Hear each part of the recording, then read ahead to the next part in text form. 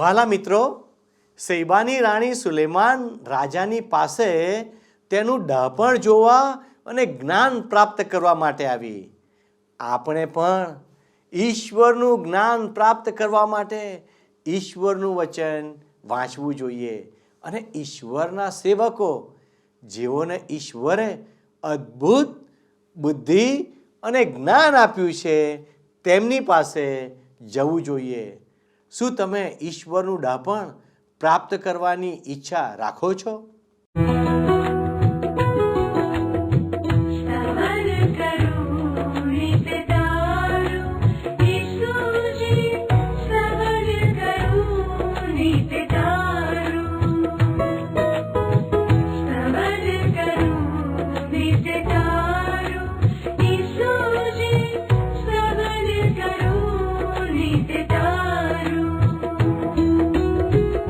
आज सवारे साध सुनी तऊ महिमा करूं प्रभु तारो,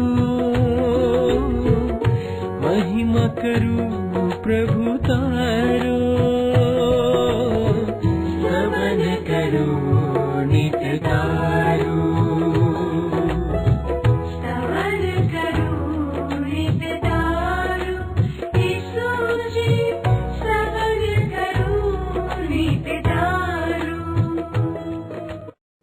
નમસ્કાર મિત્રો, સ્તવન કાર્યક્રમમાં તમારું હૃદયપૂર્વક સ્વાગત છે.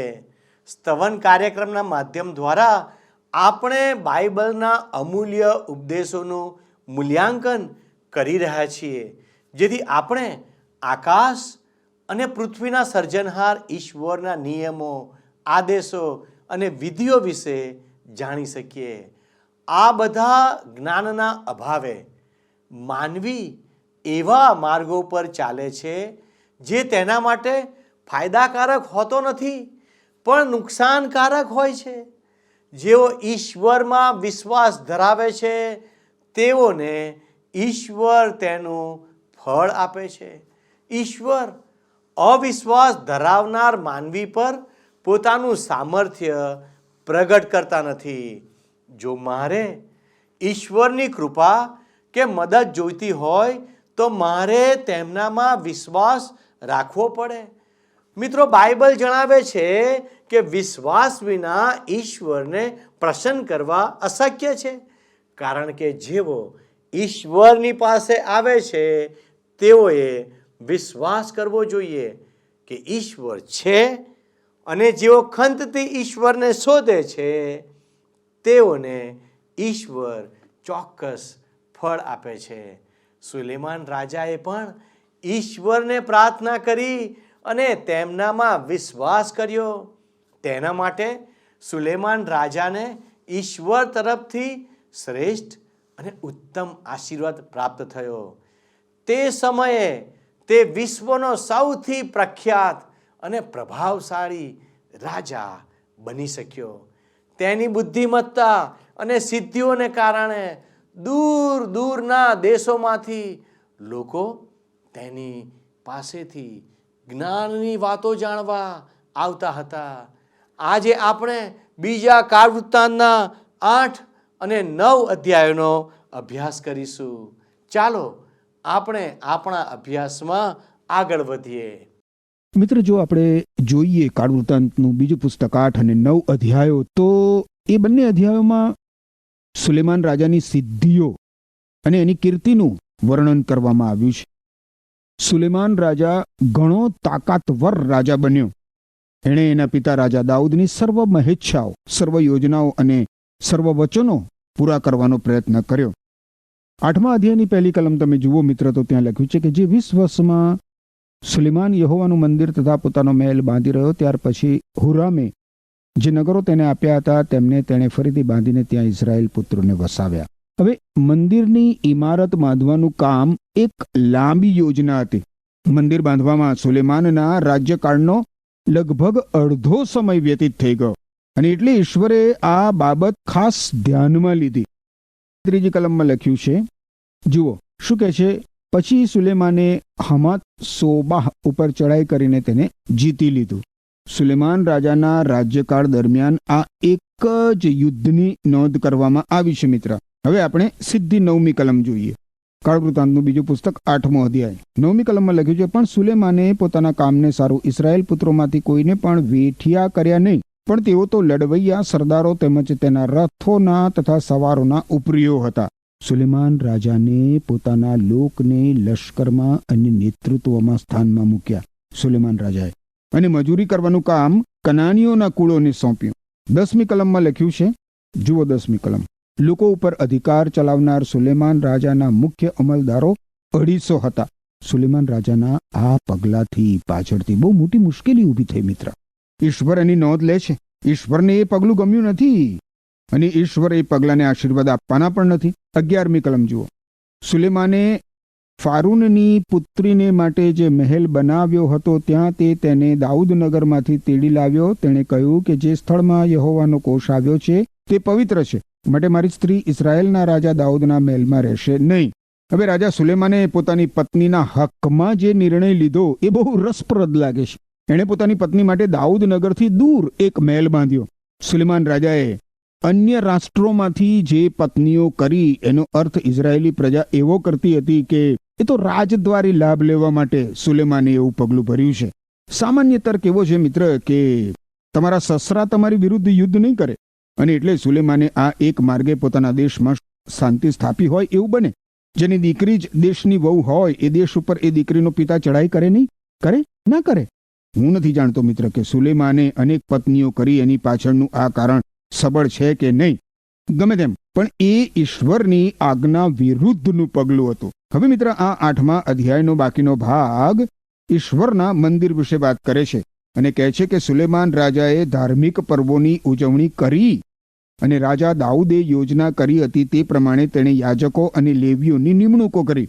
હવે મિત્ર આપણે 9મા અધ્યાયમાં આવીએ છીએ અને ત્યાં આપણને દેખાય છે કે સુલેમાન રાજાને લાગે વળગે છે ત્યાં સુધી આ અધ્યાય 9મો અધ્યાય કાળવૃતાંતનું બીજું પુસ્તક 9મો અધ્યાય એ અંતિમ અધ્યાય છે. આપણે જોઈ ગયા છે મિત્ર કે સુલેમાનની સૌથી મોટી સિદ્ધિ ઈશ્વરના મંદિરનું બાંધકામ પૂરું કરવું એ હતી. હવે સુલેમાન રાજાના જીવનમાં એવી કઈ બાબત છે જેને બીજી વખત દર્શાવવા જેટલી ઈશ્વર મહત્વની ગણે છે?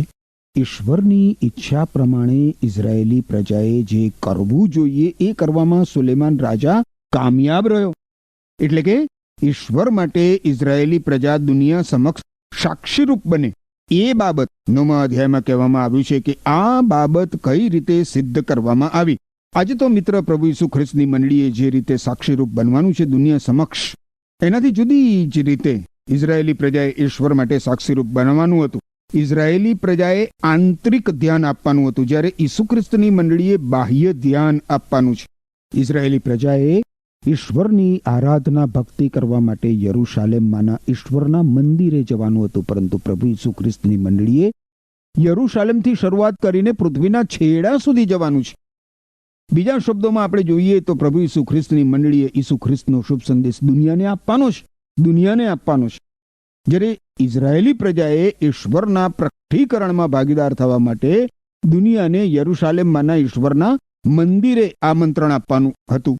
અનેક દેવદેવીઓમાં માનનાર દુનિયા સમક્ષ ઇઝરાયેલી લોકોએ જીવંત અને સત્ય ઈશ્વર માટે સાક્ષીરૂપ બનવાનું હતું.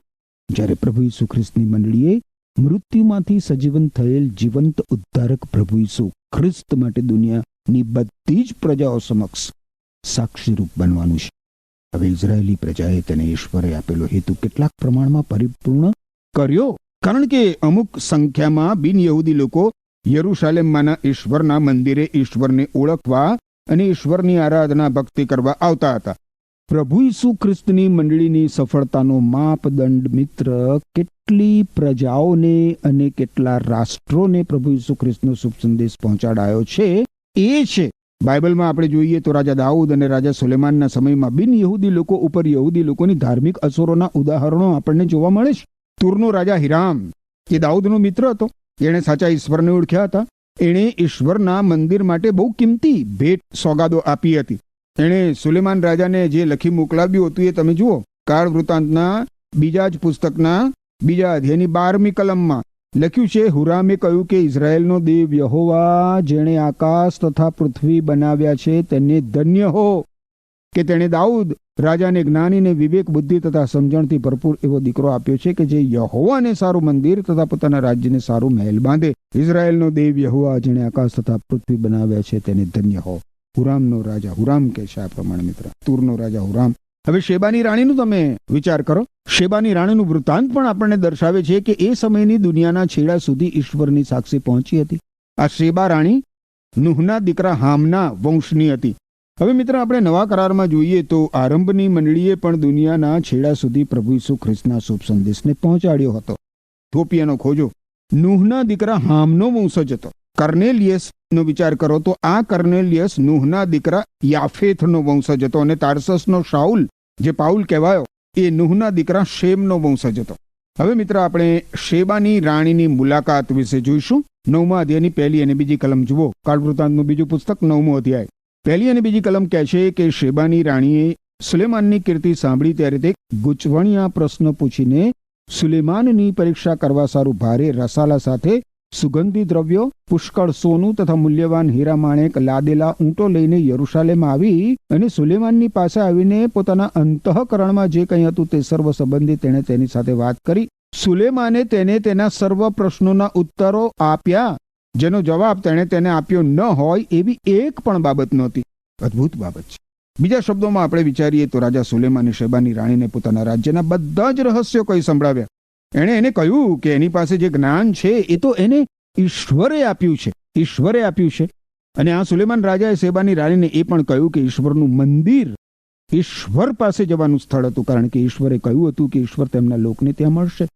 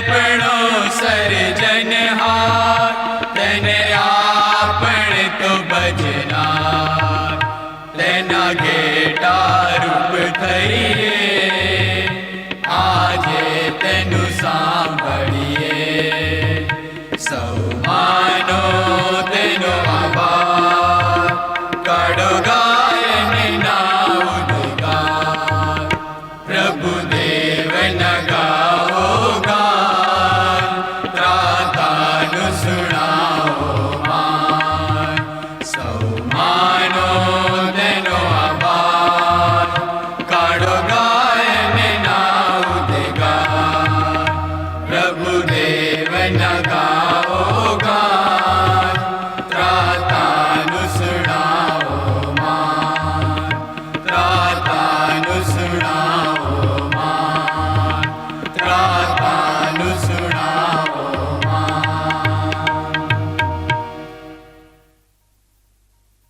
હવે આગળ આપણે ત્રીજી અને ચોથી કલમ જોઈએ. કાળવૃતાંતનું બીજું પુસ્તક 9મો અધ્યાય. સુલેમાનનું જ્ઞાન, તેણે બાંધેલું મંદિર, તેની મેજ પરની રસોઈ, તેના સેવકોનું બેસવું, તેના કારભારીઓનું ઉભા રહેવું, તેના વસ્ત્ર, તેના પાત્રવાહકો અને તેઓના વસ્ત્ર તથા જે દહનિયારપણે તે યહોવાના મંદિરમાં ચડાવતો તે સર્વ શેબાની રાણીએ જોયું ત્યારે તે આભી બની ગઈ. હવે તમે જુઓ મિત્ર, તો રાજાઓનું જે પ્રથમ પુસ્તક છે એના 10મા અધ્યાયની 24મી કલમમાં કહેવામાં આવ્યું છે કે દેવે સુલેમાનના હૃદયમાં જે જ્ઞાન મૂક્યું હતું તે સાંભળવા આખી પૃથ્વી પરના લોકો સુલેમાનની હજુરમાં આવતા. અહીં મિત્ર આપણને માત્ર શેબાની રાણીનું ઉદાહરણ આપવામાં આવ્યું છે, જે સુલેમાન રાજાનું બુદ્ધિ ચાતુર્ય જોવા માટે આવી હતી. આપણે જોઈ શકીએ છીએ મિત્ર કે ઇઝરાયેલી પ્રજા દુનિયા સમક્ષ સાક્ષી આપવામાં સફળ નીવડી હતી. હવે ચોથી કલમમાં કહેવામાં આવ્યું છે કે જે દહનાર્પણો તે યહોવાના મંદિરમાં ચડાવતો. આ દહનાર્પણો એ તો પ્રભુ ઈસુ ખ્રિસ્ત વિશે વાત કરે છે. પૃથ્વી પર એવી કોઈ જ પ્રજા નહોતી મિત્ર જેની પાસે પાપ માટે દહનાર્પણ કરવાની બાબત સાથે સરખાવી શકાય એવું કંઈક હોય. અને આ બાબતથી શેબાની રાણી અત્યંત આશ્ચર્યચકિત થઈ ગઈ. આ અર્પણ એ તો પ્રભુ ઈસુ ખ્રિસ્ત તરફ અંગુલી નિર્દેશ કરતો હતો. રાજા દાઉદે પ્રભુ ઈસુ ખ્રિસ્ત વિશે એટલું બધું કહ્યું હતું કે મને નથી લાગતું મિત્ર કે સુલેમાન રાજાએ મનુષ્યના પાપનું નિવારણ કરવા આવનાર ઉદ્ધારક પ્રભુ ઈસુ ખ્રિસ્ત વિશે શેબાની રાણીને કંઈક કહ્યું ના હોય. 5મી અને 6મી કલમમાં લખ્યું છે, તેણે રાજાને કહ્યું કે તારા કૃત્ય વિશે તથા તારા જ્ઞાન વિશે જે વાત મેં મારા દેશમાં સાંભળી હતી તે ખરી છે, પરંતુ અહીં આવીને મેં મારી નજરે જોયું ત્યાં સુધી એ વાતો હું માનતી નથી, પણ હવે હું જોઉં છું કે તારા વિશાળ જ્ઞાન વિશે મને અડધું પણ કહેવામાં આવ્યું નહોતું. મેં જે તારી કીર્તિ સાંભળી હતી તે કરતા તારી કીર્તિ વિશેષ છે. શેબાની રાણીએ કહ્યું કે ઈશ્વરે જે કર્યું એ વિશે જ્યારે મેં સાંભળ્યું ત્યારે હું તે માની શકી નહોતી. અને એમ છતાં શેબાની રાણીને પૂરતો વિશ્વાસ હતો, જેથી જ્યારે એણે સુલેમાન રાજાની કીર્તિ વિશે સાંભળ્યું ત્યારે જાતે જ એ જોવા માટે થકવી નાખે એવી લાંબી અને કપરી મુસાફરી કરીને એ યરૂશાલેમ આવી. હવે એ દિવસોમાં તો મિત્ર એ મુસાફરી બહુ જ લાંબી, થકવી નાખે એવી અને કપરી હતી. આ શેબાની રાણી કોઈ એરપોર્ટ ઉપર જઈને વિમાન પકડીને કંઈ 2 કલાકમાં યરૂશાલેમ આવી નહોતી. અરે રણની અંદરની એ મુસાફરી તો બળબળતી ગરમીથી ભરપૂર એવી આશરે 2 મહિનાની લાંબી મુસાફરી હશે. લાંબી મુસાફરી કરીને તે સુલેમાન રાજાનું બુદ્ધિ ચાતુર્ય જાણવા અને કઈ રીતે તે ઈશ્વર પાસે જાય છે એ જોવા આવી હતી. જ્યાં સુધી એણે પોતાની નજરે એ બધું જોયું નહીં ત્યાં સુધી એ બધી વાતો એ માનતી નહોતી. હવે સાંભળો તમે, જુઓ એ શું કહે છે. 7મી અને 8મી કલમ. ધન્ય છે આ તારા માણસોને ને ધન્ય છે આ તારા સેવકોને, કેમ કે તેઓ નિત્ય તારી સન્મુખ ઉભા રહીને તારા જ્ઞાનનો લાભ લે છે. તારા દેવ યહોવાની સ્તુતિ થાવ, તારા દેવ યહોવાની સ્તુતિ થાવ. તેણે તારા ઉપર પ્રસન્ન થઈને પોતાના તરફથી રાજા થવા માટે તને પોતાના રાજ્યસન ઉપર બેસાડ્યો છે, કેમ કે ઇઝરાયેલ પર તારા દેવનો પ્રેમ હોવાથી અને તેઓને સદા કાયમ કરવા સારું તે ચાહતો હતો, તેથી તેણે તને રાજા ઠરાવ્યો કે તું તેઓનો ઇન્સાફ તથા ન્યાય કરે. શેબાની રાણી હવે તમે જોયું મિત્ર, ઈશ્વરની સ્તુતિ કરે છે, ઈશ્વરની સ્તુતિ કરે છે. પ્રભુ ઈસુ ખ્રિસ્તે જ્યારે આ શેબાની રાણી વિશે વાત કરી ત્યારે એમણે માથી અનુસાર શુભ સંદેશના 12મા અધ્યાયની 42મી કલમમાં લખવામાં આવ્યું છે એ પ્રમાણે કહ્યું હતું કે ન્યાયના દિવસે દક્ષિણની રાણી એટલે શેબા રાણી, ન્યાયના દિવસે દક્ષિણની રાણી તમને દોષિત ઠરાવશે, કારણ શલોમોનનું જ્ઞાની શિક્ષણ સાંભળવા માટે તે ઘણે દૂરથી આવી હતી. પણ હું તમને કહું છું કે અહીં સુલેમાન કરતા પણ એક મહાન છે. હવે મિત્ર, પ્રભુ ઈસુ ખ્રિસ્તે જ્યારે એમ કહ્યું કે શેબાની રાણી દક્ષિણના છેવાડાના ભાગમાંથી આવી, ત્યારે હું એવી ધારણા કરું છું કે કદાચ એ આફ્રિકાથી આવી હશે. એની મુસાફરી પૂર્વની સંપત્તિ પ્રદર્શિત કરે છે, પૂર્વની સંપત્તિ. મને લાગે છે મિત્ર કે ઈશ્વરને અર્પણ કરવામાં આવતા દહનાર્પણો, એ દહનાર્પણોથી શેબાની રાણી ઉપર ભારે અસર થઈ હતી. જૂના કરારમાં દહનાર્પણ પ્રભુ ઈસુ ખ્રિસ્તનું સંપૂર્ણ અને પૂરેપૂરું ચિત્ર રજૂ કરે છે. ઇઝરાયેલી પ્રજા બિન યહૂદી લોકોને ઈશ્વરની સાક્ષી આપવામાં કેટલી બધી સફળ રહી હતી. જુઓ, શેબાની રાણી સાચા અને જીવંત ઈશ્વરને ઓળખી શકી. એક દિવસ પ્રભુ ઈસુ ખ્રિસ્તે સમરૂન પ્રદેશના એક કુવા પાસે એક મહિલા સાથે વાત કરતા કહ્યું હતું, જે યોહાન અનુસાર શુભ સંદેશના 4થા અધ્યાયની 21મી કલમમાં નોંધવામાં આવ્યું છે. પ્રભુ ઈસુ ખ્રિસ્તે કહ્યું હતું કે બહેન, મારી વાત માન. એવો સમય આવી રહ્યો છે જ્યારે માણસો ઈશ્વર પિતાનું ભજન આ પર્વત પર કે યરૂશાલેમમાં કરશે નહીં. ઈસુ ખ્રિસ્તના સમયમાં એ ઘડી આવી રહી હતી મિત્ર, એ ઘડી આવી ગઈ છે અને એટલે જ મિત્ર આપણે પૃથ્વીના છેડા સુધી પ્રભુ ઈસુ ખ્રિસ્તનો શુભ સંદેશ પહોંચાડી શકીએ છીએ. જો કે સુલેમાનના સમયમાં દુનિયાના લોકો શુભ સંદેશ સાંભળવા યરુશાલેમ આવતા હતા. 22 અને 23 કલમ હવે છેલ્લે આપણે જોઈએ. 22મી અને 23મી કલમ આગળ શું કહે છે અહીંયા? કાળવૃતાંતનું બીજું પુસ્તક 9મો અધ્યાય એની 22 અને 23મી કલમ જુઓ તો લખ્યું છે, એ પ્રમાણે દ્રવ્ય તથા જ્ઞાનમાં પૃથ્વીના સર્વ રાજાઓ કરતા સુલેમાન રાજા શ્રેષ્ઠ હતો. દેવે તેને જે જ્ઞાન આપ્યું હતું તે સાંભળવા સારું પૃથ્વી પરના સર્વ રાજાઓ સુલેમાનની પાસે આવતા. સુલેમાન રાજા એના સમયમાં દુનિયા માટે કેવો અદ્ભુત સાક્ષીરૂપ બની શક્યો હતો. 25મી કલમમાં લખ્યું છે, સુલેમાનની પાસે ઘોડાઓને સારું અને રથોને સારું 4000 તબેલા તથા 12000 સવારો હતા. તેણે તેમને રથોના નગરોમાં તેમજ યરુશાલેમમાં પોતાની પાસે રાખ્યા હતા. આ હકીકત રાજા સુલેમાનના વ્યક્તિત્વમાં રહેલી ખામી પ્રદર્શિત કરે છે. મિત્ર, મૂસાના નિયમ પ્રમાણે રાજાએ ઘોડાઓ અને પત્નીઓની સંખ્યા વધારવાની નહોતી, પણ સુલેમાન રાજાએ તો એ બંનેની સંખ્યા વધારી મૂકી. 26 થી 28 કલમો આગળ કહે છે કે નદીથી તે ઠેઠ ફલિસ્તીઓના દેશ સુધી તથા મિસરની સરહદ સુધી સર્વ રાજાઓ ઉપર તેની હુકુમત હતી. તે યરુશાલેમમાં રૂપું એટલું તો વધારી દીધું કે તે પથ્થરને તોલે થઈ ગયું તથા એરેજ કાસ્ટને એટલું બધું વધારી દીધું કે તે નીચાણના પ્રદેશના ગુલ્લરના કાસ્ટને તોલે થઈ પડ્યું. લોકો મિસરમાંથી તથા સર્વ દેશમાંથી સુલેમાનને સારું ઘોડા લાવતા. સુલેમાન રાજા આ દુનિયાના મહાન રાજાઓમાંનો એક હતો. 29 થી 31 કલમોમાં લખ્યું છે, સુલેમાનના બાકીના કૃત્યો પહેલેથી તે છેલ્લે સુધી નાથાન પ્રબોધકની તવારીખમાં, શિલોની અહિયાના ભવિષ્યવાદના પુસ્તકમાં તથા નબાટના પુત્ર યરોબઆમ સંબંધીના ઇદ્દો દ્રષ્ટાના દર્શનોના પુસ્તકમાં લખેલા છે. સુલેમાને યરુશાલેમમાં સર્વ ઇઝરાયેલ ઉપર 40 વર્ષ રાજ કર્યું. પછી તે પોતાના પિતૃઓની સાથે ઊંઘી ગયો અને તેને તેના પિતાના દાઉદ નગરમાં દાટ્યો. તેની જગ્યાએ તેનો પુત્ર રહાબઆમ રાજા થયો.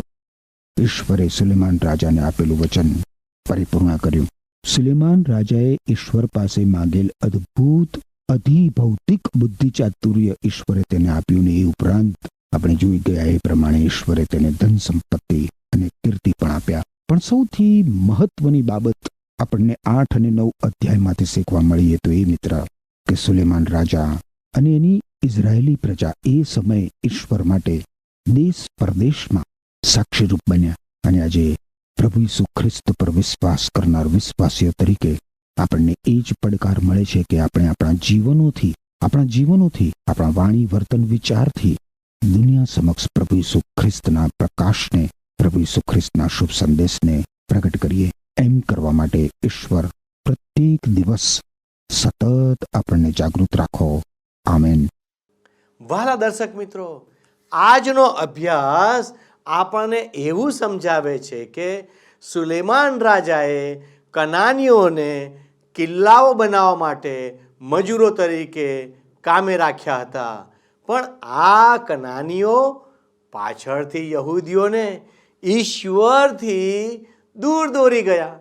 અહીં ઈશ્વર જણાવે છે કે આત્મિક આગેવાનોએ ઈશ્વરના માર્ગમાં ચાલવા માટે કોઈ પણ જાતનું સમાધાન કરવું જોઈએ નહીં. સુલેમાન રાજાએ પોતાની તાકાતથી વિદેશી આક્રમણકારોને રોકવાનો પ્રયાસ કર્યો. ઈશ્વરની આજ્ઞાઓ વિરુદ્ધ શાંતિ જાળવવા માટે તેમણે મોટી સંખ્યામાં ઘોડાઓ અને રથો એકઠા કર્યા. આત્મિક આગેવાનોએ પોતાના સામર્થ્ય પર નહીં પણ ઈશ્વરના સામર્થ્યમાં વિશ્વાસ રાખવો જોઈએ. સુલેમાન ઈશ્વરને માટે જરૂરી 3 વાર્ષિક પર્વો પાળતો હતો અને નિયમિતપણે ઈશ્વરને અર્પણો ચઢાવતો હતો. પરંતુ આ બધી બાબતો સુલેમાન રાજા માટે ઈશ્વરના માર્ગોમાં ચાલવા માટે પૂરતી નહોતી. આત્મિક આગેવાનો પાસે આજ્ઞાકારી હૃદય હોવું જોઈએ, જે તેમને ધાર્મિકપણાના બાહ્ય કાર્યો કરતાં ઈશ્વરના આજ્ઞાપાલનમાં વધારે દોરી જશે. ઈશ્વરના વચનોનું પાલન પ્રેમથી કરો, ફરજના ભાગરૂપે નહીં. સુલેમાન રાજા મંદિરના અર્પણો અને આરાધનાનું સંચાલન કરવા માટે દાઉદ રાજાની પ્રણાલીને અનુસરે છે, પણ તેને સલાહ આપવા માટે કોઈ વ્યક્તિ ન હતી. જ્યારે તે ઈશ્વરથી દૂર થઈ ગયો ત્યારે તેને ભટકી ગયેલા માર્ગમાંથી પાછા લાવવા માટે તેની પાસે કોઈ ન હતું. ઈશ્વર ઈચ્છે છે કે વિશ્વાસીઓ એકબીજા પ્રત્યે પારદર્શક અને જવાબદાર બને અને ખ્રિસ્તના શરીરના અવયવો તરીકે પરીક્ષણના સમયમાં મજબૂત બની રહે. સુલેમાન રાજા દ્વારા શેબાની રાણી ઈશ્વરનું જ્ઞાન પ્રાપ્ત કરી શકી.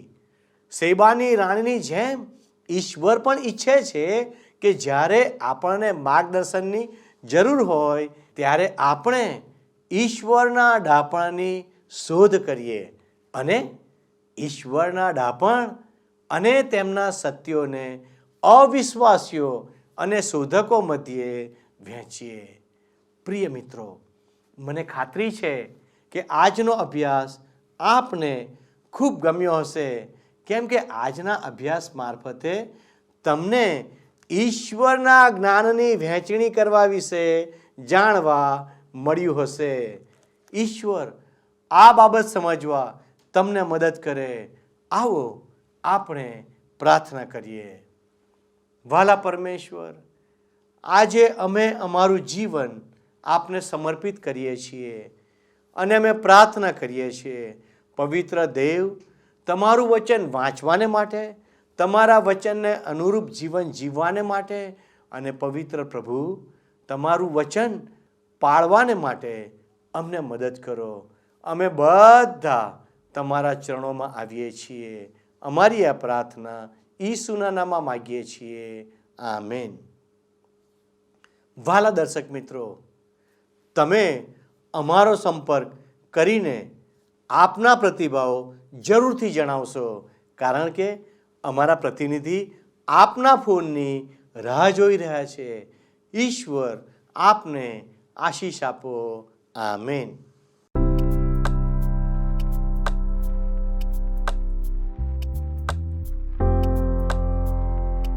મિત્રો, ગત પ્રશ્નનો જવાબ છે અગ્નિ.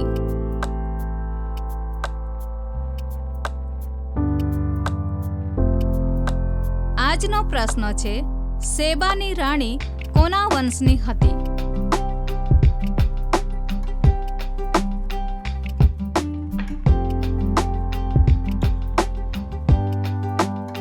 જવાબ આપેલ સ્ક્રીન પર દર્શાવેલ વોટ્સએપ નંબર પર આપવાનો રહેશે.